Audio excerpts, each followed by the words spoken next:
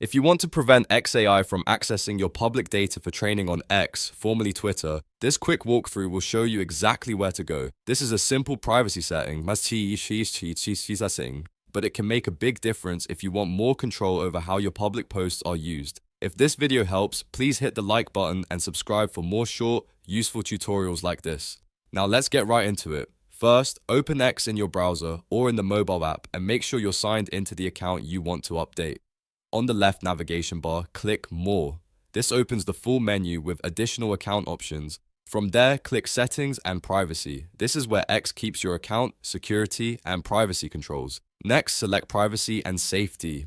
On this page, you'll see a range of options related to your visibility, data, and content preferences. Look for the section labeled Grok and Third-Party Collaborators, then click it to open the related settings. Inside this menu, find the first option that says Allow your public data. This is the setting that controls whether your public content can be used for training. Toggle it off to stop allowing access to that public data. Once the switch is turned off, your preference is saved and the setting is disabled. That's all you need to do to turn off this data sharing option on X. If you found this helpful, don't forget to like the video and subscribe for more privacy and tech tutorials. Thanks for watching.